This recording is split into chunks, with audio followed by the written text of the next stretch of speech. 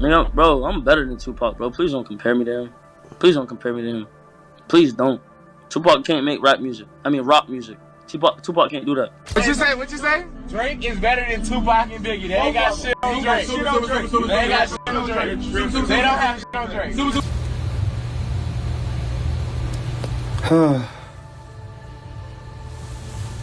Y'all have a good night. As hip-hop has grown and changed over the years, we've seen beats, rhymes, and even fashion evolve. But one thing that's always been a cornerstone of the culture is respect, especially for the OGs who laid the foundation for the genre. That respect has held strong through the years until recently. With the rise of SoundCloud rappers, we've seen a new breed of artist emerge, self-made, brash, and unapologetically rebellious, with a punk rock vibe that's shaking things up. These new rappers, with their lo-fi beats, moody lyrics, and mumble-heavy flow, are all about that screw you attitude. But what sets them apart is the level of disrespect they seem to have for the legends who came before them.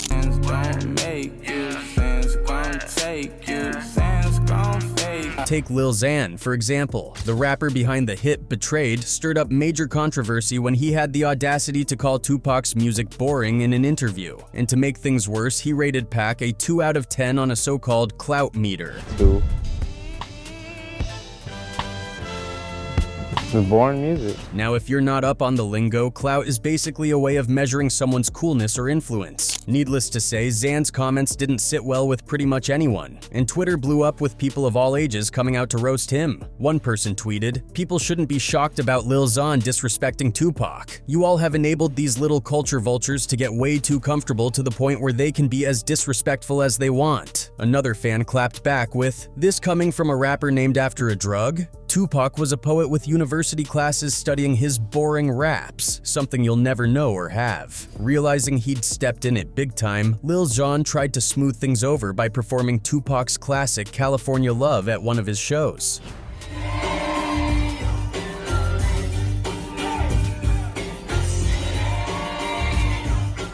But let's be real, there was no coming back from that level of disrespect. And things got even wilder when Xan nearly got into a shootout in downtown Los Angeles. He and his girlfriend, Annie Smith, were at a gas station when someone recognized him and brought up the Tupac comment. Xan didn't answer, but he later admitted on Instagram that he pulled out a gun for protection, saying, "The media's gonna twist what just happened at a gas station. I was about to be attacked and had to defend myself. FK all you old head-ass bees still talking about that Tupac shit. Live your own life and stop picking on a kid." Then, in an interview a week later, he tried to backtrack, saying, "I never dissed Tupac. They edited the clip to make it look like I hate all old school hip-hop." Nothing wrong against Tupac. I never dissed him because they edited the clip to make it look like I hate all old school hip-hop. But by then, the damage was done. Then there's XXXTentacion, who also found himself in hot water over Tupac. During a January 2018 interview with DJ Academics, X got real heated when Pac's name came up. "I'm better than Tupac, bro," he said, clearly irritated. "Please don't compare me to him. Please don't." Man, bro, I'm better than Tupac, bro. Please don't compare me to him. Please don't compare me to him. Please don't. Tupac can't make rock music. While X did give Pac some credit for being more articulate than Biggie, he was quick to say that, in his opinion, Biggie was the better poet. To back up his claim, X quoted a line from Biggie's track Suicidal Thoughts, a dark and raw piece from Biggie's debut album, Ready to Die. "I've been considered as the worst. Lying to my mother, even stealing out a purse. From crime after crime, from death to extortion. Bruh, that shit is real, bro." As you can imagine, X's comments didn't go over well with a lot of people. One fan snapped, "X does this, X says that, X takes a ish at McDonald's. Effing give it up already. No one gives a F about this weak-ass woman beater or his BK-ass opinions." Another fan pointed out, "I get that music changes over time. But what this kid doesn't get is that Tupac was speaking to a whole other generation and a whole other time. No rapper today can compare to him unless they were around in 1996 and lived through what was happening back then. These rappers now just make these statements for attention." Another comment summed up the frustration, calling X the most retarded rapper today. Next up is Drake, who might have just crossed the line in a way that no one saw coming. There's disrespecting another rapper, and then there's crossing into some serious no-go territory. like using the voice of a legendary deceased artist through AI. In his ongoing beef with Kendrick Lamar, Drake went and did something that really ruffled feathers. He used AI-generated voices of Tupac Shakur and Snoop Dogg on his track Tailor-Made Freestyle to take shots at Kendrick. And as you can imagine, this move didn't sit well with a lot of people, especially Tupac's family. I ain't got no beef with none of them, so that wasn't the issue. The issue with me was my brother's voice. Because ain't nobody asked me. If Nick asked me, I would have told him before he even did it. Pac is perfection. AI is imperfect. So just a day after the song dropped, the Tupac Shakur estate threatened to sue Drake over it. Billboard obtained and published a cease and desist letter from litigator Howard King to Drake for using a computer-generated replica of Tupac's voice on his latest song. Is threatening to pursue all of its legal remedies if he doesn't pull the track down within 24 hours of receiving the cease and desist. Howard King, a lawyer for Tupac's estate, didn't hold back in his statement. He said, "The estate is deeply dismayed and disappointed by your unauthorized use of Tupac's voice and personality." King made it clear that the record wasn't just a violation of Tupac's publicity rights, but also a blatant abuse of the legacy of one of hip-hop's greatest. He added, "The estate would never have given its approval for this use." And what made it even worse was the fact that Drake used Tupac's voice in a diss track aimed at Kendrick Lamar, a rapper who has always shown nothing but respect for Tupac and his legacy. King emphasized this by saying, "The unauthorized, equally dismaying use of Tupac's voice against Kendrick Lamar, a good friend to the estate who has given nothing but respect to Tupac and his legacy publicly and privately, compounds the insult." And as for Snoop Dogg, this was his response. They did what? When? How? Are you sure?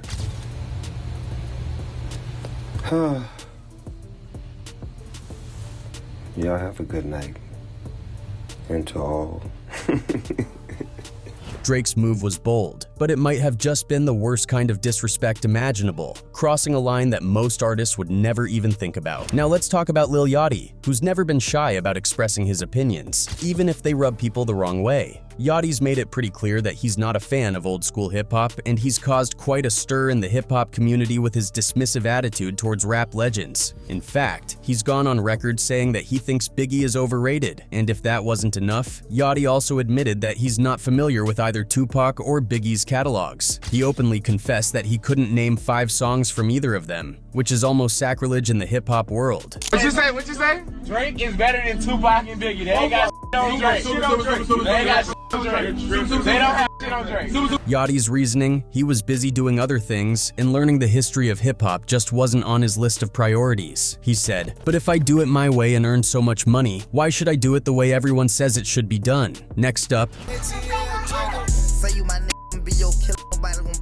Kodak Black takes the crown for delivering some of the most disrespectful comments about Tupac and Biggie, even though he started off somewhat mild. I'm the hardest rapper in the game, I promise. Like, when you talk about me, you should put me in a category of like Paul, Big, Nas, them niggas, like, you feel me? Like, really listen to my shit. But then Kodak went and doubled down on his statements during another Instagram live session the very next day. He insisted once again that he's better than these rap legends, and added a pretty harsh take, that Biggie and Tupac are only considered legends because they're no longer alive. People trying to say, oh, I can't put myself in a category with Tupac now.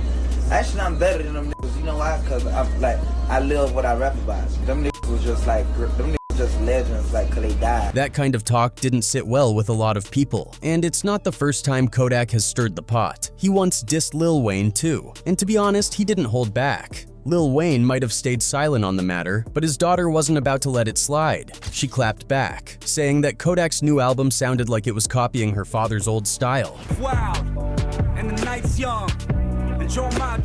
Then there's the infamous beef between MGK and Eminem that started all the way back in 2012. It all kicked off when MGK tweeted that Eminem's daughter, Haley, was hot, which obviously didn't sit well with Marshall. Fast forward to the song No Reason, where MGK threw in a reference to M's track Rap God. Eminem, being the rap legend he is, fired back in Not Alike, where he reminded MGK of that tweet about Haley. Already know who the fuck you are, Kelly. I don't use sublims, and sure as fuck don't sneak this. MGK didn't take that diss lying down. He dropped a track called Rap Devil, where he took shots at Eminem, leaving everyone in shock that he had the guts to go after one of the greatest. MGK rapped that Eminem's last 4 albums were trash, claimed that Marshall didn't want to hear him on his radio, and even took a jab at having the option to hook up with Eminem's ex-wife Kim. It's gone crazy. Yeah, Haley, you right.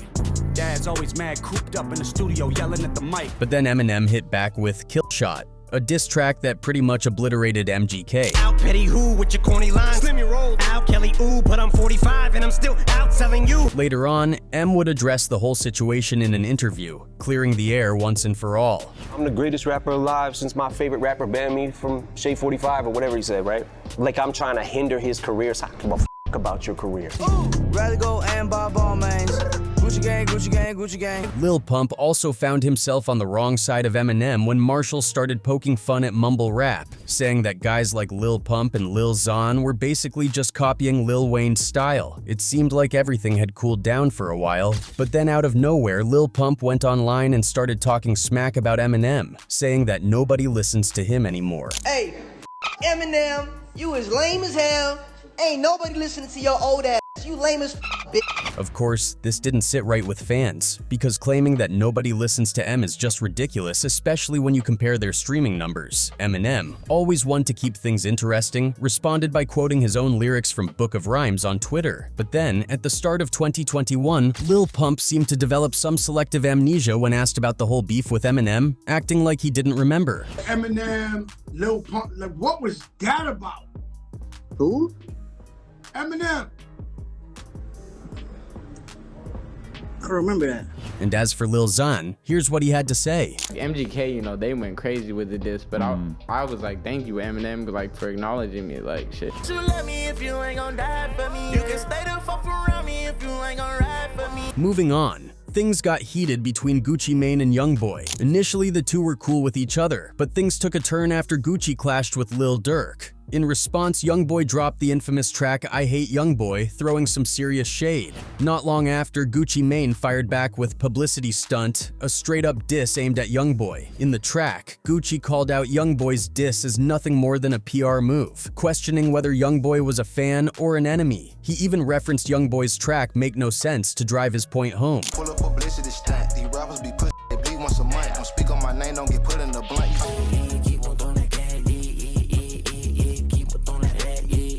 Then we have the fallout between 6ix9ine and 50 Cent. The two used to be on good terms, but everything changed after Tekashi got arrested and started snitching. That was the final straw for 50 Cent, who decided to cut ties with him. Tekashi, never one to back down, clapped back by leaving a comment under a news post about it saying, "Won't be the first time 50 abandons his son. Let me just mind my business." If you're wondering what that was all about, let me break it down. Tekashi was trolling 50 Cent about the beef he has with his eldest son, Marquise Jackson. After a major falling out with Marquise's mother, 50 publicly disowned his son. And since then, father and son have taken shots at each other on social media. But as we all know, 50 Cent is a big troll. So this was how he responded. You see your son yet?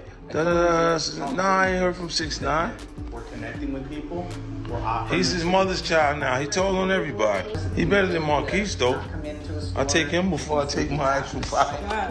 Now, when it comes to the OG rappers, they're not exactly losing sleep over the new wave of hip-hop. Take Nas, for example. In an interview, he straight up admitted that while he can appreciate what's out there in the modern rap scene, it's not really the kind of stuff that keeps him up at night. He's not throwing shade, just being real about the fact that the newer sounds don't hit him the same way the classics do. Then there's Dr. Dre, who also weighed in on the state of hip-hop today. During a chat with Kevin Hart on his show Heart to Heart, Dre made headlines with his take on the evolution of the genre. Unlike some of his peers who might be quick to dismiss the new generation, Dre kept it cool and showed a lot of respect for how hip-hop is changing. Even though he's not exactly vibing with most of it, he didn't sugarcoat his feelings either. He was honest about not being particularly fond fond of a lot of the stuff that's out there right now. But instead of tearing down the new generation, Dre dropped some wisdom. He shrugged off all the negativity about the current state of rap with a simple piece of advice. Hip-hop is what it is, he told Kevin. If you don't like it, don't listen to it, you know what I'm saying? It was a no-nonsense way of saying that everyone's got their own taste, and that's okay. Dre didn't get caught up in all the talk about generational gaps or who's doing it right or wrong these days. He was blunt about it, saying, "Most of this ish I don't like. I don't listen to a lot of that ish." But even with that, he didn't feel the need to trash what's out there. For him, it's just a matter of personal preference, and he's not about to let it ruin his respect for the genre as a whole. He candidly stated, "If you know the words to the song, I don't care whose record it is, just make your version of it." Hip-hop is evolving. If you don't like it, don't listen to it. You know